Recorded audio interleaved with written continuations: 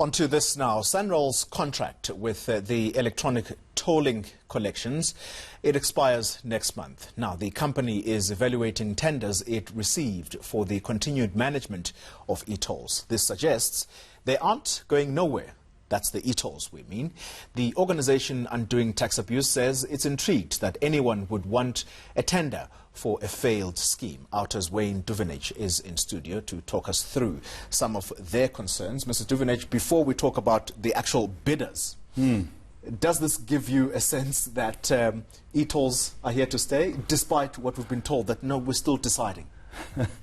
Well, government may think that e-tolls is here to stay, but if 80% of the people aren't paying, they're not really here to stay. But yes, the notion or the decision to keep the gantries up and keep sending people invoices that they don't pay might be here to stay. It's quite sad that you have a government that is trying to negotiate even with civil society and sending out messages that it's looking for alternatives and other solutions, while in the background, quietly, they send out a tender to continue the scheme for another 6 years, on the back of 6 empirical years of evidence of failure. So it's just madness. And I think the message that we have here is there's one thing worse than a government that makes a bad decision. It's one that doesn't make a decision at all. So we were asking government, make this decision now.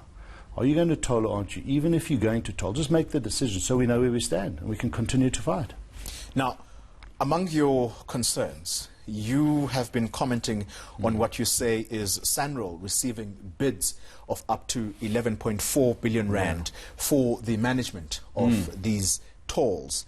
Now, one of the companies that is bidding here, its name is Gusa Gogucha, which has put up a bid of about 7.5 billion rand. Yeah. You're raising major concerns about this company. What's the problem there? Well, if we look at the directors, most of the directors there are current directors of CUPS, Trafficom and the old system. So this is just ETC and a new guise. We see it. We're unpacking that a little bit more.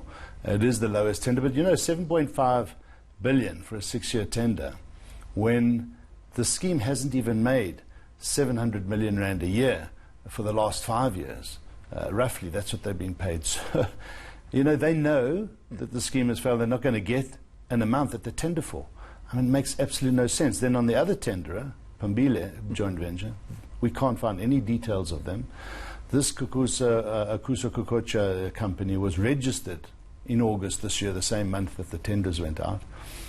So that would suggest there's no experience, although the directors might have experience. It really is the biggest farce we've seen, and it just doesn't make sense. Is government ever going to learn any lessons here? The directors of this company, Gusa Gogucha, you're saying it was established in August. It appears that it was established it was registered in CRPC. That's the same month that the tenders were put out by government. Who are the directors here? The names escape me now, but we've had a look. There are 3 of them, and 2 or 3, but the majority of them are have been directors on CUPS, Trafficom or TMT, or people that were involved with the current e-tolling system in the past.